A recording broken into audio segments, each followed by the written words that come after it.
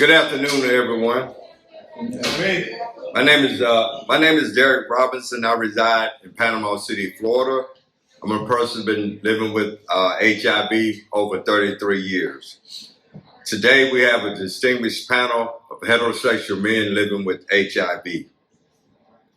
The theme of our conference is My Story, Who Can I Tell? Disclosure, Harm, and Healing. The topic of our panel today would be what we know and what we must do. We have a distinguished panel. We have Antonio Elmore from Cleveland, Ohio. We have Barry Sherman from Atlanta, Georgia. We have Vernon Thomas from Newark, New Jersey. Ed Scott Solomon from the Bronx, New York. And Nathaniel Scruggs from Capitol Heights, Maryland. We thank Howard University for the effort and their unrelenting willingness to work with us as heterosexual men living with HIV. This is our third year of doing a presentation at the International Conference on Stigma. I have two questions I will propose to this distinguished panel. And before we begin, you're looking at the first generation of long-term survivors living with HIV. For some of us, it's been over 30 years. Not only have we lived through the HIV epidemic, some of us have lived through the crack epidemic. We're here today because we lived through the COVID pandemic. So we have the honor of living through two epidemics and a pandemic. And we still here today, and we thank God for that. The first question I would ask Vernon Thomas. My story. Who can I tell? And what was your experience with disclosure? Well, for me, I was in Narcotics Anonymous, and I heard a lot of people before me say that they had HIV. And that gave me some hope when I found out that I had it. I went to a meeting and raised my hand and said I went to the doctor, and they said I'm sick, I have HIV. Everybody gave me a hug. And this one brother, he's no longer with us, came up to me and said, you're not sick, you have a disease. And I thought about it, and he was right. I wasn't sick, and I had something that was a dis-ease. It didn't make me feel comfortable. Listening to other people tell me I don't have to tell anybody. My sister's telling me not to tell my parents. And all of these things were what they didn't want to discuss. They had shame about what I was going through. But I realized there's nothing wrong with me. I'm a child of God. I have a dis-ease, and I'm living with it. And I feel that it's necessary for me to talk to people about it because you too can get infected. You know, I made a mistake going to the doctor to get tested the first time. They sent me to lab court to do the test, told me to come back in 2 weeks, and they said that I was negative. And I was like, boy, I know how to pick them. God's got my back. I must be the second coming of Christ. I had been smoking crack the year before, so I was a little off in the mind. And so I continued my same behavior, sleeping this girl, that girl. A friend of mine, and he told me, you should go back to the doctor and get tested again. And when I did, they told me I was positive. I encourage people to go to a testing facility to get tested, because they'll ask you questions about your sexual behaviors, which your doctor's not going to ask you. If I had gone to a testing facility, they would have told me, you need to start using condoms. It would have been my choice then to use them or not use them, but no one told me that I was a risky person. So now I know, and a lot of us out there are still risky people, so I can spread the message to them to protect themselves. We're going to ask each panelists, when I call your name, introduce yourself to the group. And our next person would be S. Scott Solomon. Hi, good afternoon, everybody. My name is Scott Solomon. I've been HIV positive for 34 years. I left college in 1983 and came back to Brooklyn. When I couldn't play professional football, I came back to Brooklyn and I started working on Wall Street. In 1990, I was dating a nurse at Harlem Hospital. I've never shot IV drugs. I didn't shoot. I didn't sleep with men. And the reason I share that is because we were getting the wrong message. I didn't think I was at risk. So I come home and I also didn't think I was at risk because I'm sleeping with, it's like who you're around. So I'm sleeping with women who work on Wall Street. Okay, nothing be wrong with them in the 80s.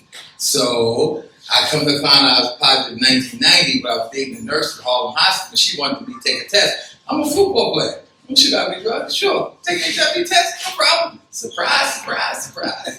So that's when I found out I was positive. And that's when so I found out in 1990, and the unscientific thing is that in 1990 I had like 400 T cells. So it seems like I might have been positive for 2-3 years. That's the unscientific method, because you should have about 1,200. So if I had 400, I probably was infected for a couple of years.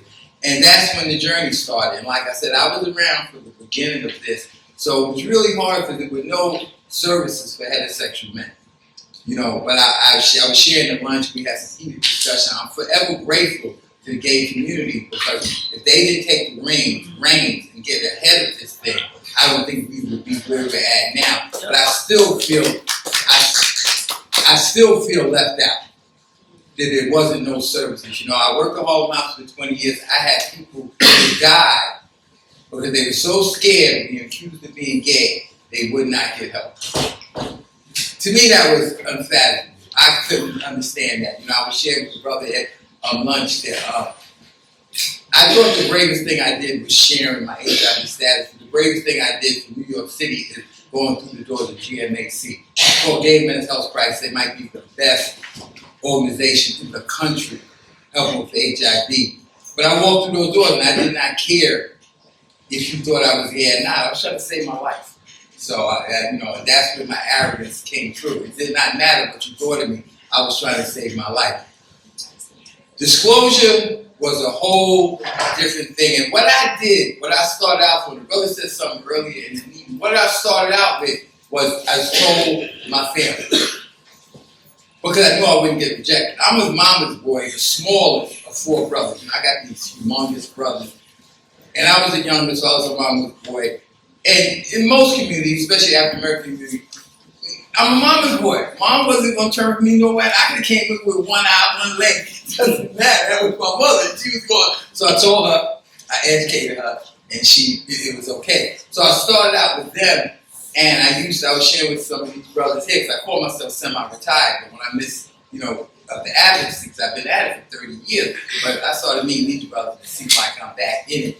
I used to be angry with people who didn't share their status, because I felt like if we keep sharing it, we make it normalized, it'll get much better. But working at the hospital, I had a woman, I had a client of mine who, her son and daughter, her kid wouldn't let her see her granddaughter because of HIV positive status. So I had to take a look at that and say, who and when you disclose is an individual process. I had support. I had backing. I was working in a hospital. They couldn't fire me. I'd have sued them. But everybody don't have it like that. So it's really important of who and when you share is an individual thing. Because some people, you'll hear some stories up here how people lost jobs, lost relationships. I didn't lose any jobs. I didn't lose any relationships. I probably lost some friends that I didn't know. But like I said, I started out with my immediate family who I knew wouldn't turn on me. Then I went to my friends. I got some boys that I knew since 12 years old, played football together. They weren't going to turn on me too. Then when I got the courage, now I don't walk around with a sign on my head. I think everybody knows, because if you Google me, you'll see speeches. So you'll be like, wow, he ought to work in the HIV field. He ain't talking positive. I mean, I've been around that long and I've did those many things. So But to help answer the question, I started out slow with trusting people to start getting the confidence to the point where I could be, I've been on TV, I do videos with, now it doesn't really matter who knows. But it is important, like I said, you change over the years. I had to change and realize it's not for everybody at this time. A woman had told me once, because like I had a couple of organizations in New York, had one called Life Network, and I used to get a little pissed like about people who didn't disclose. I'm like, well, you don't come to our meetings, or you don't come to our marches. And she said, yeah, but my kids, if I get caught out there and my kids go to school, they're gonna be ridiculed. Like, oh yeah, you see, so things change. You know, things change. Another real quick story about who you tell is like, I wanted to tell my son in 1990, and his parents, my parents, and his grandparents, everybody said, don't tell him, just slow down. So we ain't gonna tell us what age we now, so we ain't gonna tell him. I said, when my son come to me, when he get older, I'm throwing all y'all under the bus because y'all don't want me to tell him. Because that's what black men do. Once we get of age, we start confronting people. I went to my father, I went to my mother. We start asking questions. You know, this is from experience. See, they laugh. This is what we do. So, fast forward, I don't tell my son. He turns 15, 16, and then they finally tell him. He comes to me. Why you didn't tell me? I threw them all under the bus. He go to hit. Fast forward 20 years. My son got a daughter. Deshaun, I want to tell your daughter. Because I'm going out with my granddaughter. You know, if I start bleeding or something, I think she need to know. She need to know about her. No, don't tell my don't tell her. What? It's the same thing they did to you. The stigma they did to you, you putting on your granddaughter. Don't tell her because the community will know. But that's your community in North Carolina. So, in closing, what I'm trying to say, it's just not an easy situation disclosure. You have to look at it as an individual thing, you know, even though I'd like everybody to volunteer and say that, because I think that would make it more normal. It's just not that simple. Thank you. So you got to stop. Okay. Our next panelist You should have said time. is Tony Elmore from Cleveland, Ohio, and I let him introduce himself. Good afternoon, everyone. Hey, First of all, I'm a father. I'm a grandfather. I'm an ex-swim coach champion. I'm a loving person. And then I'm a man living with HIV for 31 years.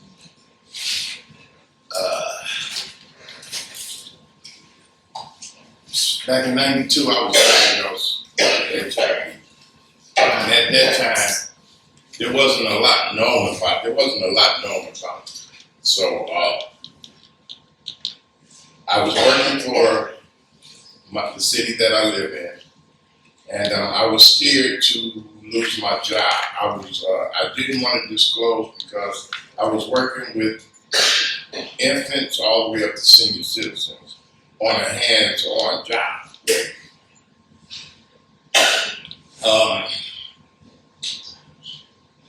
Once I got diagnosed, but prior to being diagnosed, I was on cocaine, crack cocaine. I was what you call a casual or functioning smoker. After being diagnosed, I turned into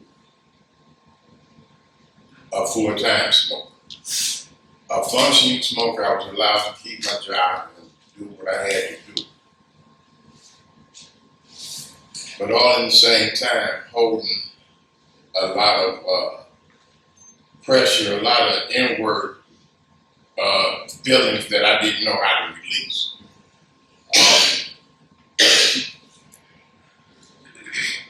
Wow. I self-isolated for 30 years. I lived a life of unknown. You know, I didn't know what was going to happen, what the next day was going to bring. I took my medications, I went to my doctor's appointment, and I had no support whatsoever. Because the first support group I went to in '92, I wasn't accepted like I thought I should have been. So when I walked out of that support group 5 minutes later, that was the end of HIV and anything that HIV had to deal with. I didn't want to do anything. I did continue to take my medications, and I went to all my doctor's appointments. One thing I can say is, I'm not a person that likes to sit up in hospitals or go to doctor's appointments. But that, after being diagnosed, I didn't have a problem because all I wanted to do was survive. After being said that I could actually go home and prepare for my funeral. I continued. I went home the day I was diagnosed, and I told my mother and I told my sister. Looking for my mother, heard this crazy reaction. She looked at me and said, "We're gonna work through this together." At that point, I had hope, even though I had a death notice. I still had hope. Or I knew I was still loved by my family. I wasn't condemned because of something that somebody said I did wrong. Okay, stigma played a big part because, as I said, on my job, had I disclosed to my job that I was positive, no doubt I would have lost my job, which was my livelihood and everything else. So that was a major part of me going those 30 years. I also suffered mental disability simply because I felt like I was killing a lot of women. I went through 30 years with only medications, doctor's appointments, and I continued to have sex. A little over a year and a half ago, I had thoughts of suicide. And I asked God, I said, "Is this how I'm gonna die?" He said, "No." A week later, I got a call from a gentleman, Brian C. Jones, who invited me to my first healing weekend at the Sankofa HIV Initiative. There, I met a lot of loving people that made me feel comfortable, made me feel welcome. Let me know I was in a safe space and I could talk about my issues and what I was going through. Since being involved with what I call my recovery, I've learned that I deal with mental issues, I deal with physical issues. I have a lot of things that I have to work on to get myself back to me.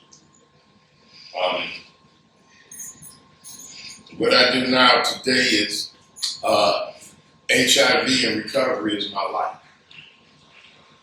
I do outreach work for We Think for a Change.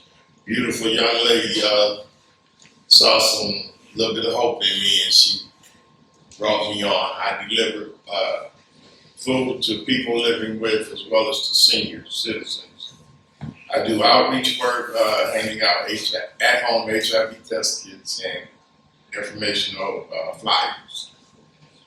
I attend community events through Sankofa and pass out informational flyers along with the group that I have. I've been given to a small stipend to pay to help me work out. And I'm just grateful. I hear a lot of people say that they came, as soon as they were diagnosed, they came out and they disclosed their status. I share with them that that's not easy with everybody. 31 years, 30 years, and I still have fear. It's not easy. I applaud all those who come out as they do, as quick as they do. But remember, there are a whole lot of people left behind that have that fear and don't have that to come out and say, "I'm HIV positive." Thank you, John. I just like to thank everybody. I just think, Mr. Scruggs. I'm gonna say one thing. You left out. You're a child of God, baby. First and foremost, thank you. I'm a little, You good, you got it. Good afternoon. My name is Nathaniel Scruggs. I'm a person that's living with AIDS.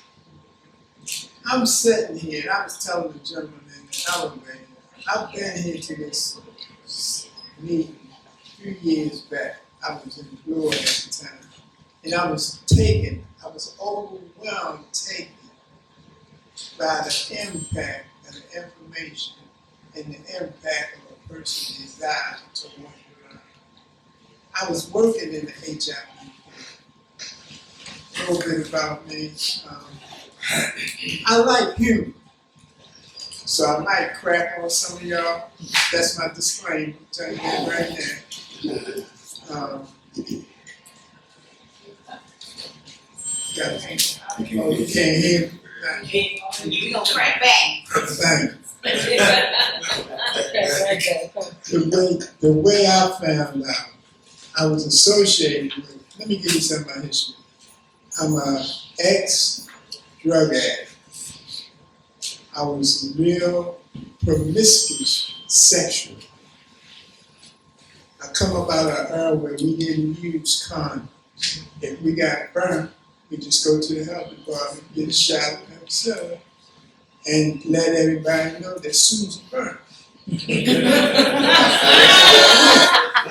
Damn, Susie. That's how She got that fire. But as I evolved in life, I became more serious about my life. I still didn't use condoms. And I continuously didn't use drugs till I hit my body. But in that, everybody around me was packed. When I found out, I told the person that went with me, don't tell nobody. You said something about God. 2 weeks after I found out I was positive, I went in the hospital. Stayed in the hospital 6 weeks. I didn't believe that I was HIV or had AIDS because of my limited information and what society was saying. I wasn't white and I wasn't gay, and I hadn't been out of the country to get in any involvement with a woman. So I didn't think I had AIDS or HIV. I thought it was something else. When I did get tested, like I said, after 2 weeks, I went in the hospital, stayed 6 weeks. And for 2 weeks, every 2 weeks, I had to go back to the hospital with urinary tract infection, high fever that I can't just go away. But what I did find out about me, I was scared of the information that I was hearing. And I didn't know how it applied to me. But everything I heard somebody else allude to, that you're gonna die. You're gonna die. It's no reprieve. But everybody that talked to me, this was the catch. I asked them, was they getting treated? They said yes. But all their physicians, none of their physician specialists or infectious disease guys. They went to private offices, didn't share their position with nobody, and was still displaying the same behavior. Just having sex freely. My life changed once I realized that I could live with it. I had people that kept educating me and encouraging me to continue to live. I met this one guy who changed my life when I told him that I was thinking about going back to school. He said, you thinking about it? I said, yeah. Then I came next week, I said, I entered school. He said, you're going to be all right, Nick. I said, why you say that, Joe? He said, because you wouldn't be going to go to school if you didn't look for a future. So you don't tackle college without looking for tomorrow. I said, what you mean by it? He said, just if I can help you in any way I will. He said, but you just showed me or explained to me that you looking for the future. This young man, I call him young, was an educator, but professionally he was a retired physician who was one of the biggest advocates that I had ran into and taught me and other people how to live healthy. Not just take our medicine, not just don't say nothing. If something you think is wrong, get the doctor to explain what you don't know. And he has a right to do that. I'm like, can I do that, Joe? Because most of the time, and I said people go to the doctor and want the doctor to tell them what's going on with them, but they can't get the insurance card. So he tell you whatever you can get from the insurance card. Truth of the matter. But I learned that in order for me to be better than me, I had to be better living with HIV and AIDS. And the only way that I could be better is that I address it in a healthy way. Not who gave it to me, how I got it. I'm going to die. Everybody going to die. Truth of the matter. I had to change my value system around living life the way I was living. I had to understand that the only way I will live, that I have to participate in a healthy way. Not just participate, but healthy. What was healthy for Nathaniel? Nathaniel had to learn how to take his medicine, or do he really need medicine? And why should he take it? Get explanation for the information. I also learned that my psyche is off. When I say my psyche, I still had underlying motives when I would do things for people. I was still a manipulator to its highest form. But then my life changed when I had this young lady who was going to school, because I wasn't trying to go to school until she would come and ask me to help her with her homework. And I said, ain't you in college? She said, yeah, but you help me. So I realized if she can go to college off my demented health, what could I do? You see what I'm saying? So I had other people who showed me how to get to this seat right here. But I also understood it ain't no value if I keep it. It ain't no value if I can't bring it truthfully. It's not no value if I can't talk about me. It don't hold value just up in my mind. So I had to learn how to challenge my insecurities around stigma. I had to learn how to be respectful to other people. I had to stay open-minded to another person's experiences just because they ain't mine. And I had to be able and willing to accept whatever came down the pipe because I wanted to live.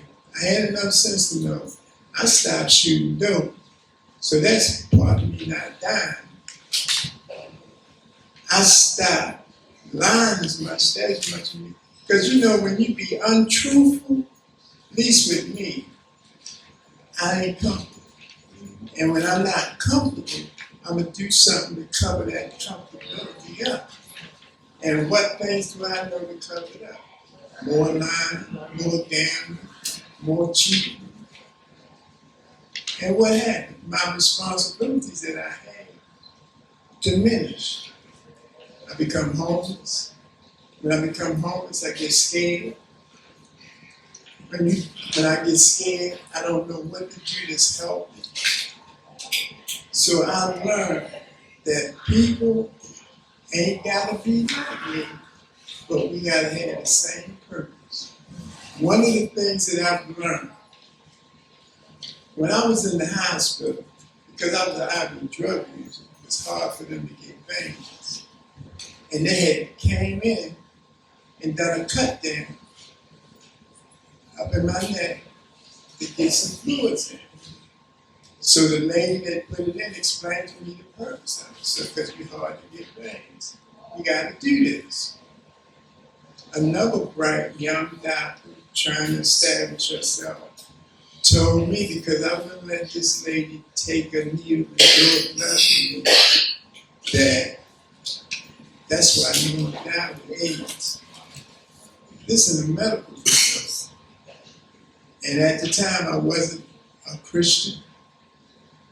I was sick, I was weak, and I explained to her that she's in the wrong ward. She needs to go down in the mud and work on her patients. So stigma comes from anybody that don't have enough education around humanness. People think that it's safe to say this or say that, but it's not. At least I learned from me. I have to explain to my children that I'm not going to die. Because if you'd have seen me at that point, this was in 1996. I was 139 pounds. I couldn't talk. I didn't have the ability to comprehend a silent sentence without getting confused. People that I knew, I no longer knew. One of my recovery tricks that I use to show you how powerful the mind can be in a knucklehead like me. I got a friend of mine to get her daughter to come at least 3 times a week to read to me while I was in the bed and couldn't walk. And the book that I asked them to read to me was Treasure Island. Why did he pick Treasure Island? That's what the question was. Because it was one of my favorite, and I could fantasize being on Treasure Island, and it helped me develop dialogue again. One of the things that I think that we all have in common is a distorted way of how our fantasies are around the reality of life. One of the things I'm learning about me more, and it's a real small term I use, we have a tendency as people to say that happened to me. That's so distorted. I looked at it, it was distorted for me. I said it happened for me. Now, if you look at that statement in itself, say it happened for me, it's a positive take, and it allows you to take a position of acceptance of whatever it is. I do that for me because when I say it happened to me, I'm taking hold of victim position. And the way our lives are today in our society, it's demoralizing. People killing people. Families don't even together. I understand people when they say they had a beer, but I tell anybody, don't try to eat the whole apple. Just take a bite. Take a bite. We got somebody you can always test it on. See, it ain't as much as who the person receiving it, it's what position you put yourself in and give it. How do you want to give it to somebody? Do you want to give it to them in a way that you're a victim? Or you want to give it, do you want them to know that you need their help, you need their understanding, you need their love, you need their appreciation, that you need their support so that you can continue to be the best person you can be. Because I want to be a better person. But sometimes, my wife will tell you, I ain't as good as I look. But anyway, I thank y'all for coming to this conference. Hope y'all come back next year. And I hope I said something that might trigger some help or hope in you. Thank you.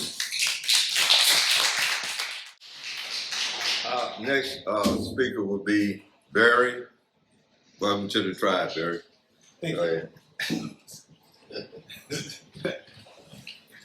Yeah, I'm the new guy. And when we were planning this, you know, we were on Zoom and I didn't know what I was supposed to do. So I wrote down a couple things.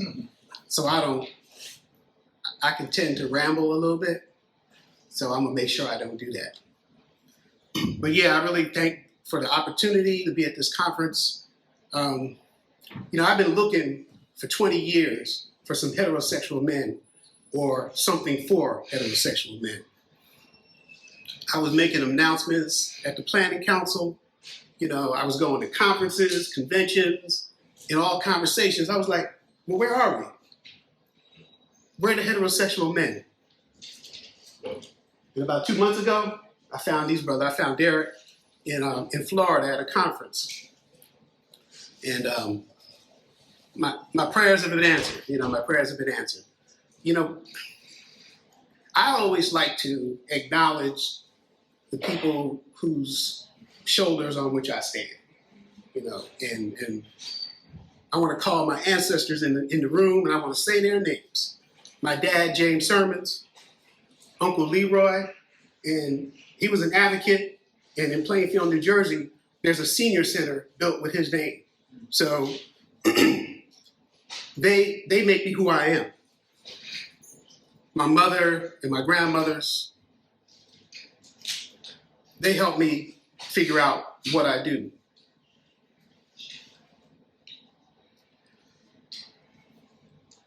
And I got like 12 aunts, and they help me figure out why I do it. My name's Barry. I'm a healthcare and a human rights advocate. I'm a proud Black hetero man. I'm healthy. I've been HIV positive for 23 years now, undetectable, and I'm 34 years clean and sober.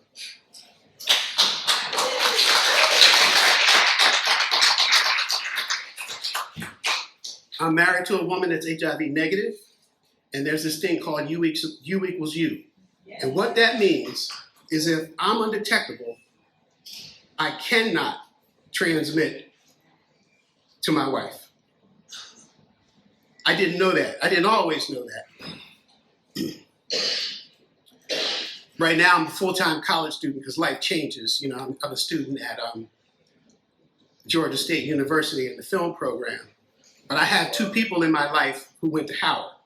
One is my sister, and one is my business mentor. My sister knows, but my mentor doesn't, for various reasons. But my life wasn't always this way. So my dad died when I was 15. I thought drinking and drugging was the solution. I flunked out at Stockton State College in New Jersey, and I went drinking and drugging for 15 years.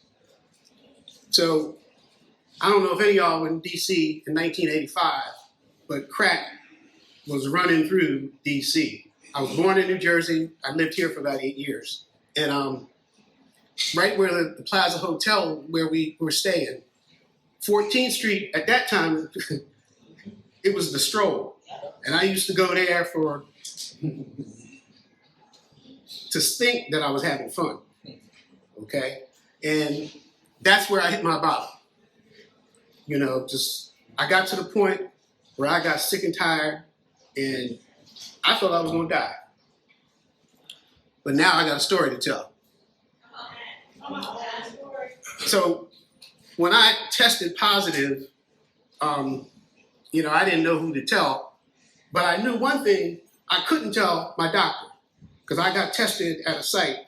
I couldn't tell my doctor because that's when they had this thing called pre-existing conditions. And I knew I couldn't get insurance if they knew I was positive. So I had a great idea. I went out and I got insurance.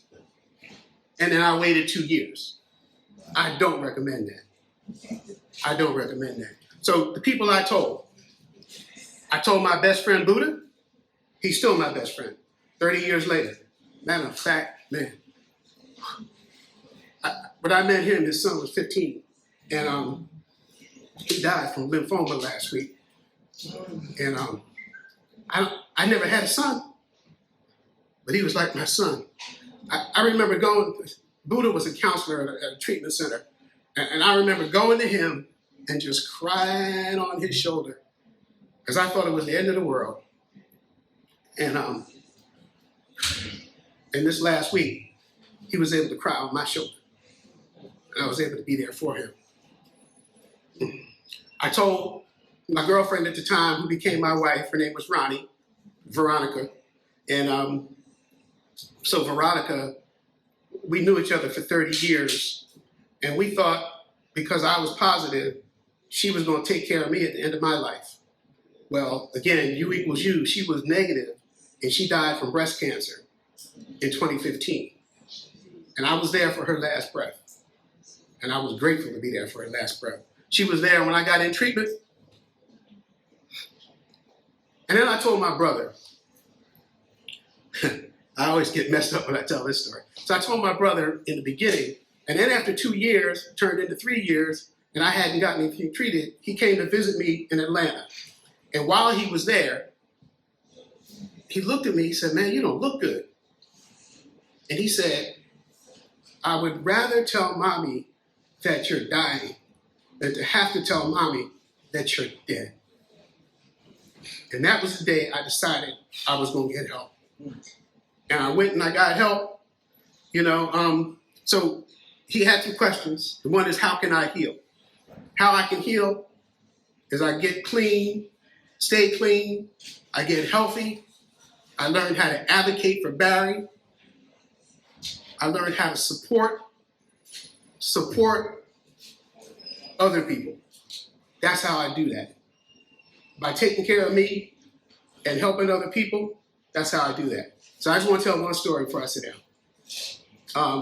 Uncle Leroy I told you about, when we were 5 years old, we stayed with Uncle Leroy because my mother got on the bus from New Jersey and went to the March on Washington. Now, I live in Atlanta, so John Lewis was my congressman. And on Age Watch, I went to advocate for health care. And I was in his office, and I got a chance to meet him. And if you ever met him in his office, he's got a picture right here on the wall. It's him speaking at the March on Washington. So I told him the story about Uncle Leroy and my mom, and she came. And he looked at me and he said, tell your mother thank you for her service. And what I realized in that moment, what he was saying to me is that if people didn't show up, the message doesn't get out. So I know I wasn't supposed to do it this way. But something in here, my spiritual antenna, it tells me when it's time to disclose. And my antenna said, it's time to tell you now. Thank you.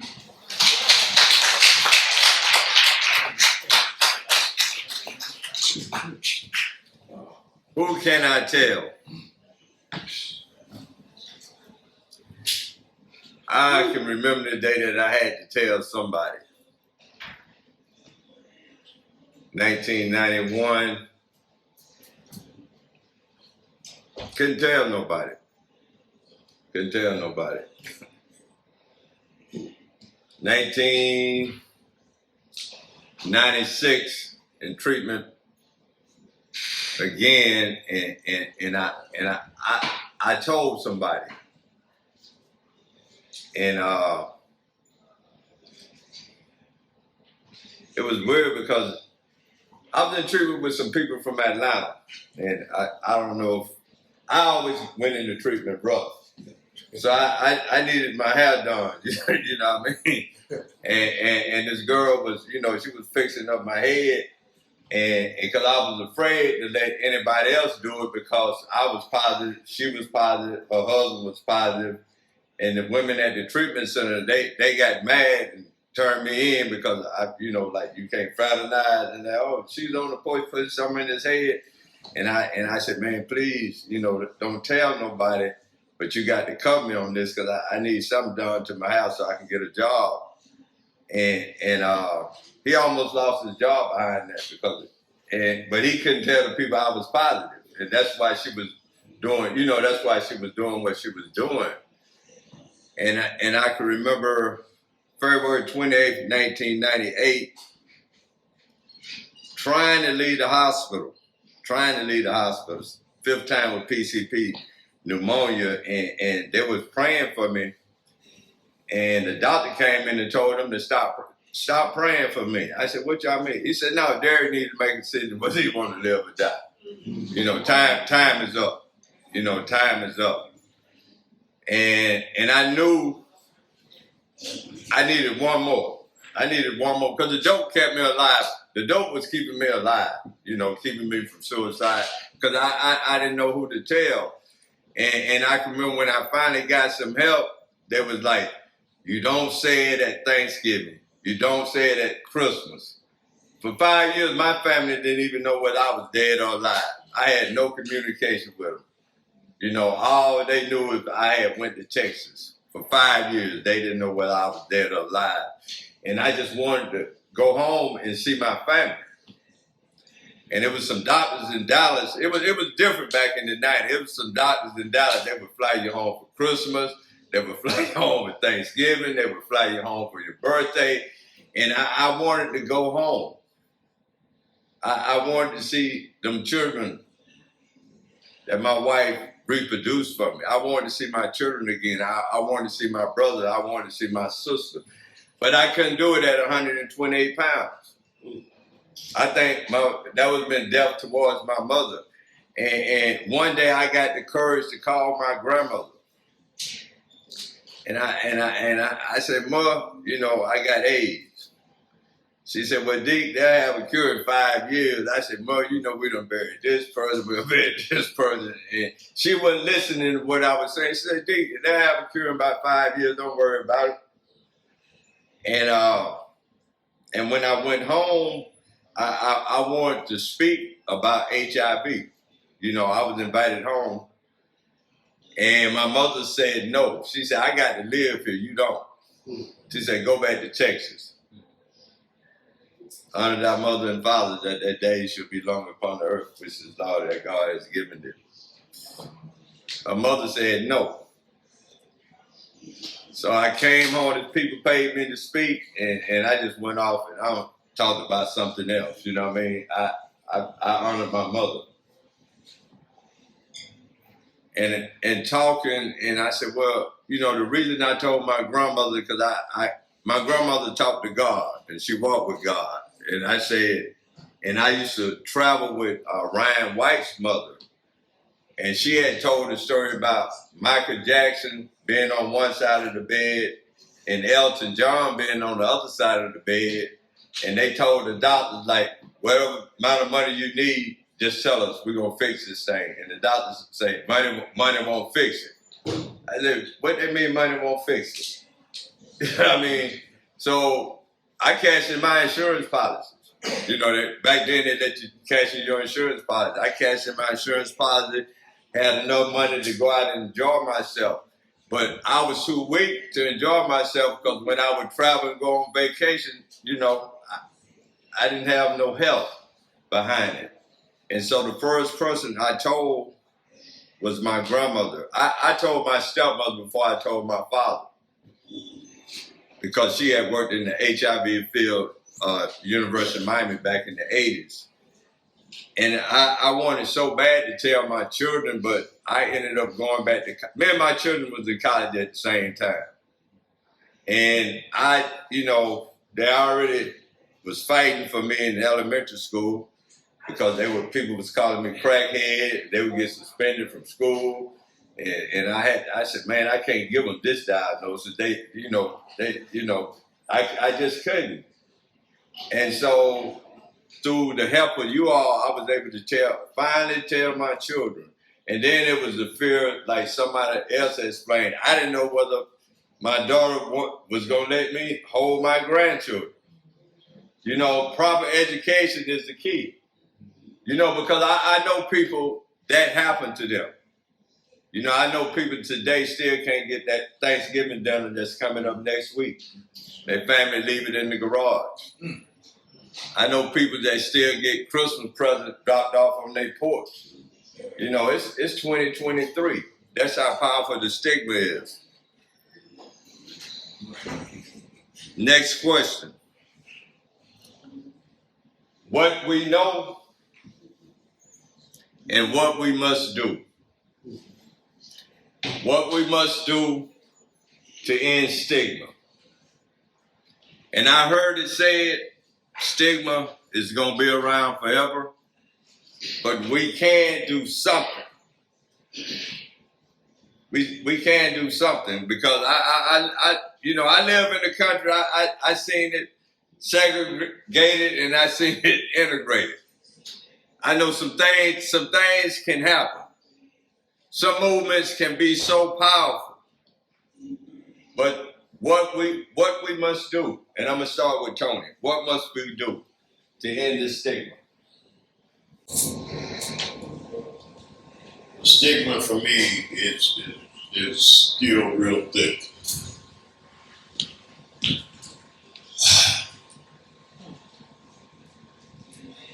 What we have to do is we have to continue moving forward with our stories, sharing our stories, letting people know that it is okay to live with HIV and that they do have support.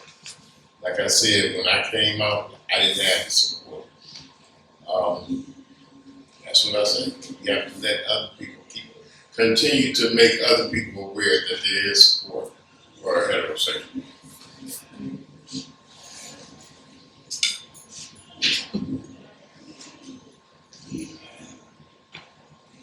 What can we do? What's the question again? What must we do? What must we do? That's just showing personal responsibility, correct? Yes. One of the things that because don't nobody really have to address stigma. That's your personal choice. You don't have to address it. You can live with it, or you can live without it. What I did for me to address stigma was look at it for what it was and how was it affecting my life on a daily basis. Stigma is real and people can't say it's not. But what I also know, the more education we get around how we feel and the way we think and what our value system is set up will help us address stigma in a more positive way.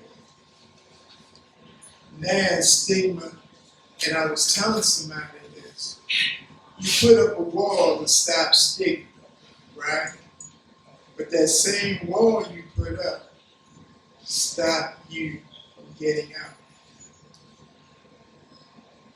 Put your wall up to stop stigma from affecting. But you put your wall up to get out too. One of the things that I understand, education was key for me.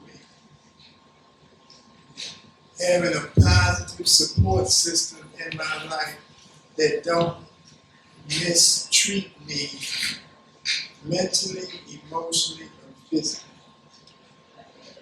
And a loving and kind support system that you feel safe with talking to, and be honest about the conversations you have with them. Everybody's not going to accept who you are or the way you are, because sometimes I don't even want to accept me with my stuff. Sometimes I can get up and be ungrateful. But then I can look at my family and see I got a sister. I was just telling the brothers, 5 nieces and nephews that's dead that I used to walk to school. I used to walk them to school, pick them up from school, give them a treat because they done good in school. The teacher ain't called nobody. But I believe with stigma, it's a more delicate topic and you gotta have a surgeon to help you cut it out of your life. You gotta have a surgeon to help you cut it, because you can lose stigma, especially around HIV and AIDS.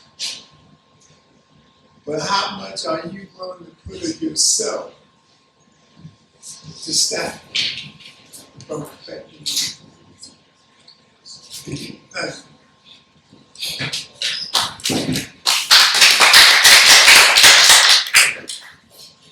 I found that I don't know much about stigma. I know about internal stigma. Me thinking that you don't like me. Me not giving you a chance to like me. So I know I'm a likable person. I had to get a little education about HIV. Because I've met a lot of guys that like they're positive and they want a girlfriend. And like if you just found out you got HIV, first of all, would you go drive cross country with your 17-year-old nephew who just got his license? Or would you feel more comfortable driving with someone who's been driving for about 20 years? Someone who's been driving for 20 years, who knows the road and everything. Person just being diagnosed, walking up on a young lady. Excuse me, my name is Vernon. I have HIV. Hell no. My name is Vernon. I've had HIV for 21 years. What do you know about undetectable? What do you know about the medication? Do you know the difference between HIV and AIDS? I have to educate people. My wife, I've been married twice, being positive. Neither one of them knew much about HIV, but I made them feel comfortable. And they felt comfortable about who I am. I've listened to people say things in like NA meetings like pain shared is pain lessened. There's three people in the world. You who's going through something, person on the left who's already been through it, the person on the right who hasn't been through it. So when you talk about your issue, that person on the left can tell you how they dealt with it, and you give it some insight to the person on the right. It's a win-win situation. You have to be positive if you are positive. Have any of you heard of Grace Jones, the singer?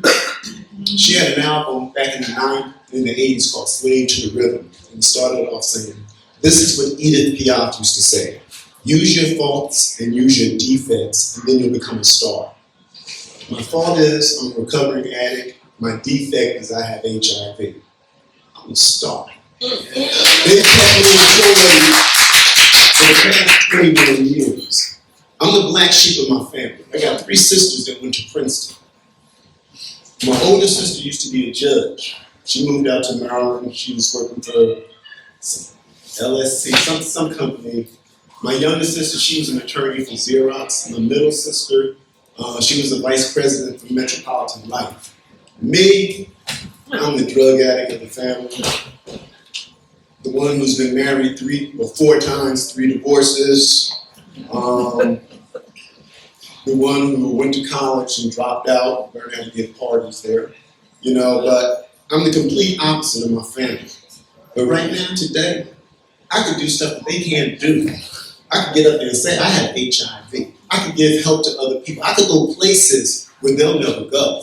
They came to a birthday party of mine once, and I was like, I've never seen so many lesbian women at one time. What's your concern? You got a husband. Don't worry about that. You know, they're trying to turn their rings around so no one can see their diamonds or whatever.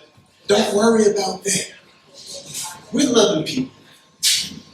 We need love just like you need love.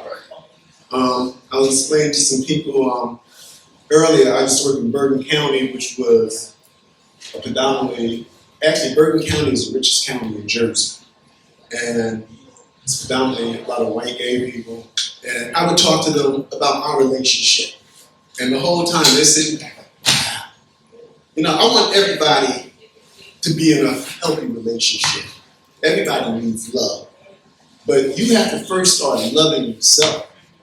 See, I have HIV because I was looking for love and not loving myself. I love me today. A lot of those women that I used to lay down with, I can't do that today. There was no love there.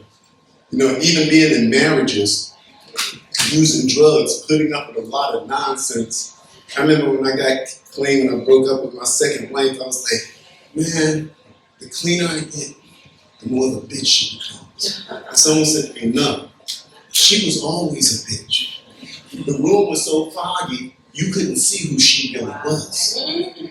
I couldn't see who I really was.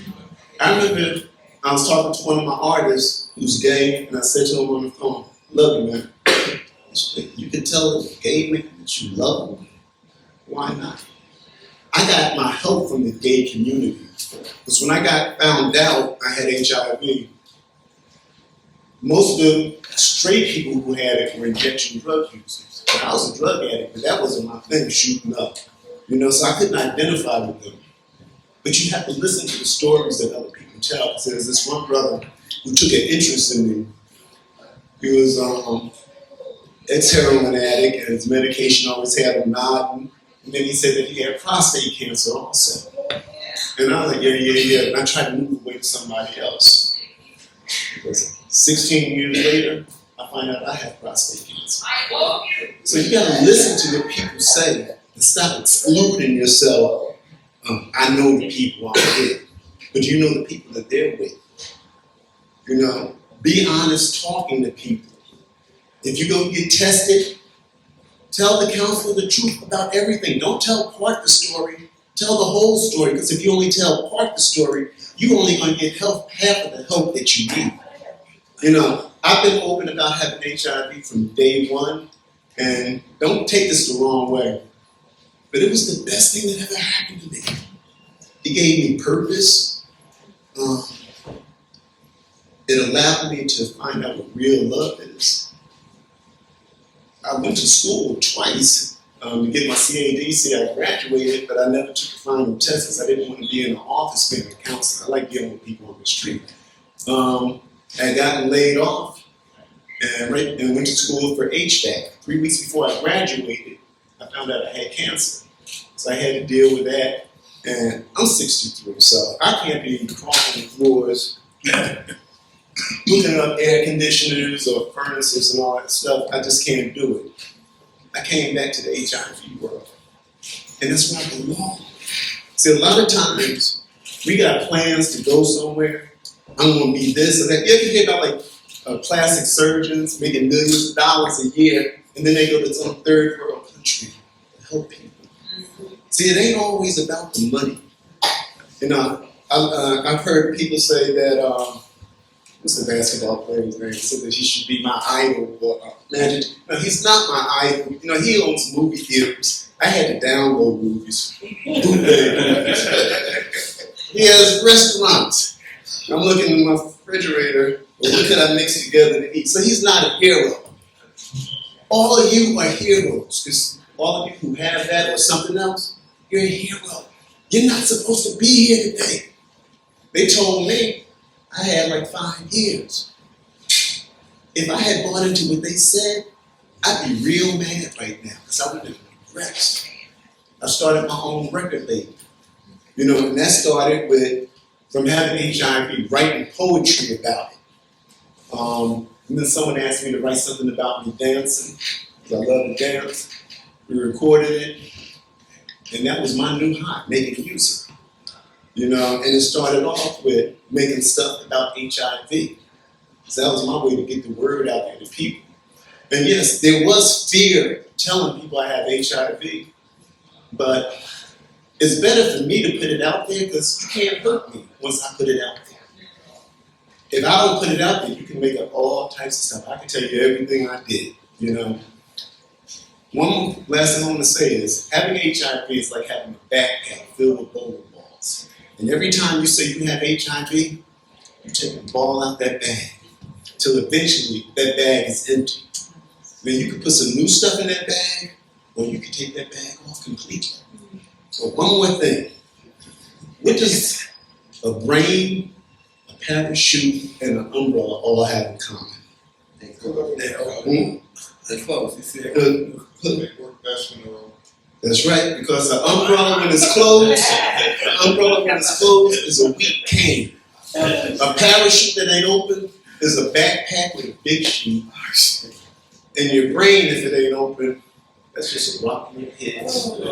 Be open and just know that you can live with this disease, because it's not a disease, it's a dis-ease. I'm comfortable with this. Yeah. Founders, I'm gonna give both of y'all 2 minutes to ask the question, because we want to open it up to the audience. Okay. I was gonna be quick. I was gonna be quick this time because I've always been a glass half full kind of guy.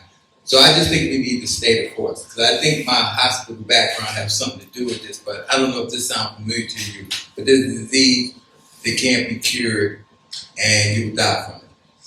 But we got medicine that works bad, and then we got new medicine and you got cured in 8 weeks. That's hepatitis C. We just got to stay the course. Medicine is new. This is a new science. Look, syphilis didn't get cured they invented penicillin. I'm only talking 40, 50 years ago. That's nothing. The strides we've made. We just got to stay the course because I see a few people in this room that they're like, y'all have no clue what it means for us to have these cell phones. Yo, I'm talking about, we didn't have pages, we had nothing. When we was outside, we had a phone, we carried around computers. I mean, if you're old enough, you know what I'm talking about. Your mother had to yell for you outside the window or send somebody for you. There was no phones. There was phones on every street corner in New York City. We're getting better. We just got to stay the course and keep sending the message down to younger people so we can get better. Especially with medicine. I thought the COVID pandemic would show it how much we don't know about medicine, how young medicine is. Just stay the course. It will be all right. Thank you. So I don't even need my next 2 minutes, but so the man here was talking about 12-step programs, and because I've been in 12-step programs for so long, I know how to get help when I need to. I work for a company where I travel, and I go to the Midwest, and I go to a meeting where there be diapers. I go to New York, and there be businessmen in business suits. I go down to the village, and there'd be all kinds of hippies down there. So I learned how to get the help where it was. I went to this gay men support group when I tested, and the counselor told me that I needed to go to a support group, so I went, and it was all gay men. And I just went because I knew that I could get my help there. Now, there was one challenge though, because as I got there and got to know people, there was a couple of guys that used to want to push up on me. And I'd be like, man, I'm here to save my life. Please don't do that. So my wife, the one I told you that passed away, she was from the Bronx. I brought her to the meeting with me. And we were the straight couple in the gay meeting, right? And so they push up on me and try to get too close. And I was like, do I need to tell her no? And they left me alone. So what I do now, I advocate. I'm on the planning council in Atlanta. I just finished up 10 years on the board of the largest HIV health services council, AIDS service organization in Atlanta, Positive Impact Health Centers. I work with people, I sponsor people in the program, and what I figured out I needed to do was I created a mobile app. It's called Healthy on the Move. And Healthy on the Move is going to be a network of people. It's going to be like a social network. But there ain't going to be no hate speech, there ain't going to be no X, no Twitter, no none of that. It's going to be about people helping people. And there's going to be a directory in it. So if I'm in DC and I need to find out about housing, just like we were walking around the other day using Google Maps and finding out where restaurants are, it'll be all about healthcare. Right. And it won't be just healthcare for people with HIV, it'll be healthcare for people who want to help other people with whatever they have. So the motto is, be well, live good, share it with others. We're going to open it up for the audience to ask questions at this time. And once again, I would like to thank this panel for coming. I would like to thank Patty for inviting us. And what we have on this panel, this is the first generation of long-term survivors. Y'all looking at them right here. This is the first generation of long-term survivors. You know, survived the crack epidemic. Yeah. About 150 years sitting right here. So if you want to ask any question, we open to the question. The time is now, and Larry has the mic. Go ahead. So I first like to say thank you because I don't often get an opportunity to hear from men sharing their stories who are heterosexual. So I have to say thank you. You are also a good-looking group sitting up there. And so I have to say that too. But my question is, as a social worker and as a woman living with HIV, how do I encourage my heterosexual patients? Not influence, just encourage. What would you suggest that I do to get them to not have that self-stigma? Maybe not share like you all are sharing, but to live. Because we exist, some of us. You know, we take our medicine, that's all that we do. But I want people to enjoy life living with HIV, and I wanted to know if you all have some thoughts on that.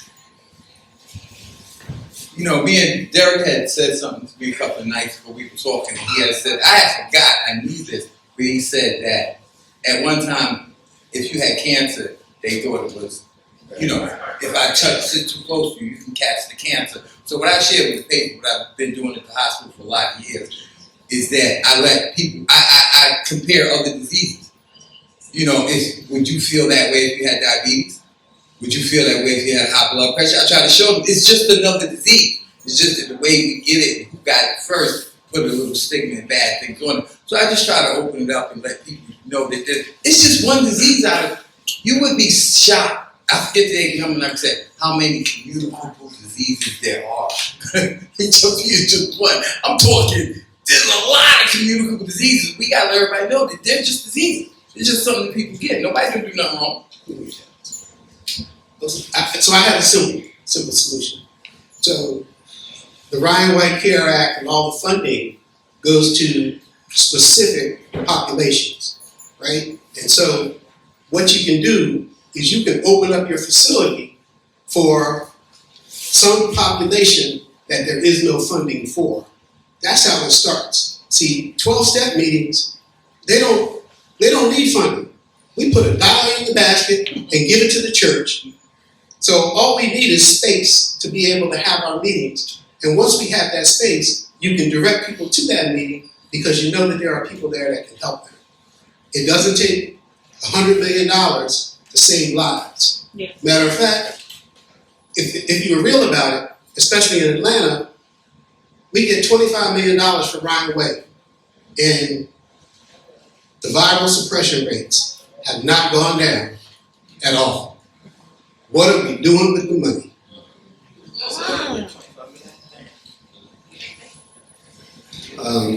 There are some things that are worse than HIV. And the cure for them is free. Ignorance. You know, we have to educate people. When you're telling someone that you have HIV, and they're like, oh, well, my uncle had it and he got real sick, put the brakes on. See, I don't need to hear a story about somebody dying. You know, because in the back of my head, it's like, am I going to get sick? Am I going to get down? Am I going to die? So my main focus is living. I'm doing today everything that I used to want to do, that I thought about. I go mountain biking. I'm 63 years old. They said I'm too old. That's the reason why I do it, because I'm 63. I'm not going to let you tell me what I can and cannot do. I'm living my life to the fullest. Tell your people, do they want to live or do they want to die? Right. Do you want to keep feeling sorry for yourself or do you want to get out there and do something? Because, you know, like, if you sit around thinking too much, you want to talk yourself out of doing the things you like to do. Quick story, when I was in college, I went to William Patterson, and they used to call it white people's college.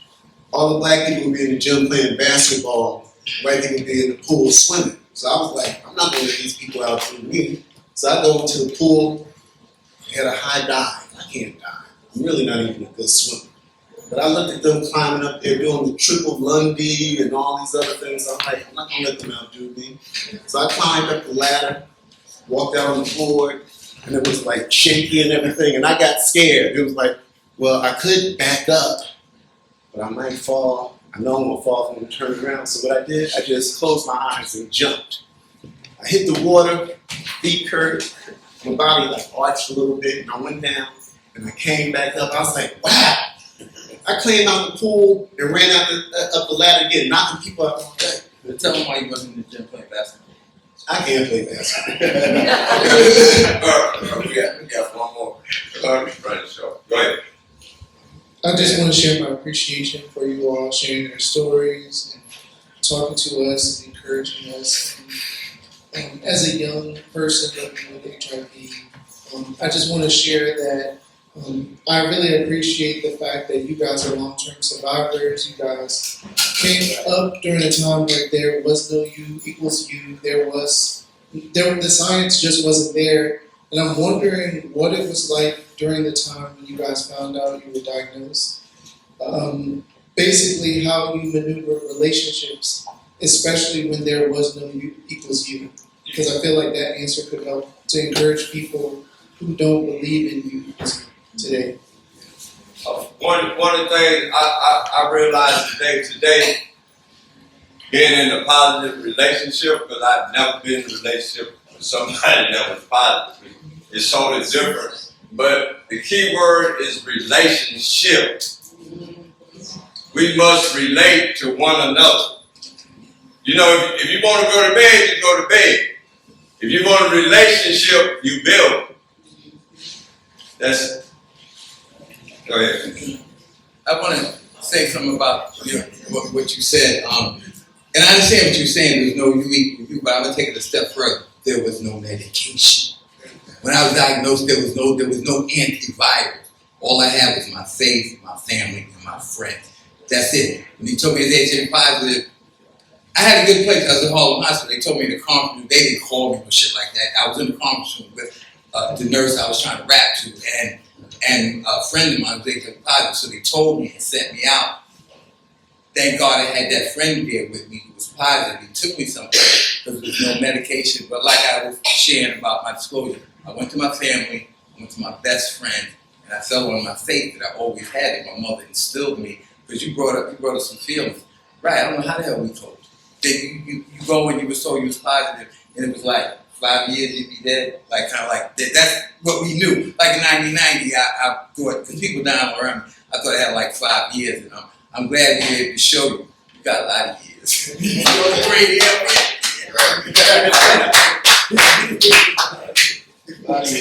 years. Oh, sorry. Thank you and good afternoon once again. Thank you for being here. And thank you for being available to be present, showing up, and telling your story for the second year in a row. But I want to know how you cultivated healthy relationships with yourselves, and healthy relationships being heterosexual men and knowing it is hard dating, especially as heterosexual men or those who identify as heterosexual. It can be hard dating and finding quality relationships. And if you can give us keys and insights how you found those. Because knowing you found them, it gives a woman like myself hope who is looking for a healthy relationship and may not know how that actually looks because you never experienced it. Okay, I would like to say something real quick to that. I've been talking to a young lady for the last 2 months, and I know she was wondering why I haven't tried to push up on her. But as we went on, and I gained more confidence, and we built a relationship, a personal relationship, no sex, but just a personal relationship with each other, And I was at a conference maybe a couple of weeks ago, and I spoke with a young lady. She said, just don't tell her. Well, I went home and I told her, not knowing what was going to happen, and she accepted. So I'm okay. It's just a matter of me getting a little bit of nerve up and letting it out. So, okay, now today I have a relationship. Yeah. I told y'all I like joking, so I'm gonna leave this one alone. Leave this one alone. Leave this one. Why? Listen, man. Why you leave it alone? Let me tell you what. They clapping. Yeah. Go ahead, Tell the truth. They clapping right now. See if they gonna be clapping 6 months from now when you be crying in that cup. No, I think it's gonna last a little longer. Go ahead. Good afternoon. My name's Tim. I'm a senior at Howard University. And I used to work with Dr. Ron and Ms. Houston like a little bit last year. And I talked to Mr. Derek too. I just wanted to ask you guys for any advice for young black men. Because in our community, it's a lot of social pressure to have sex at a young age. And it's just a lot of sexual trauma going on in our community. So I just wanted to ask you about any advice you would give to young black men out there.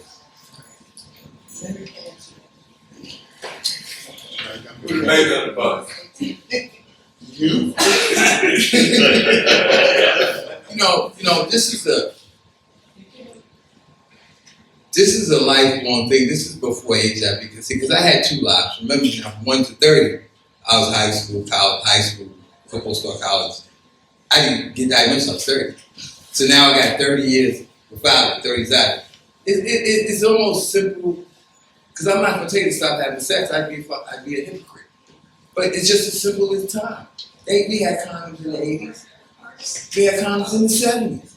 You have to protect yourself until you're ready to be permanent. Real simple. I mean, we got syphilis, gonorrhea, but we got to go on and on and on. We got so many STDs. Remember, we still got herpes, there's no cure. You carry that for the rest of your life. So, all I can say is protection, because I'm not going to sit here. I'm just not that one to sit here and say abstinence, because I can't share with something that I shouldn't do. But I would say protect yourself.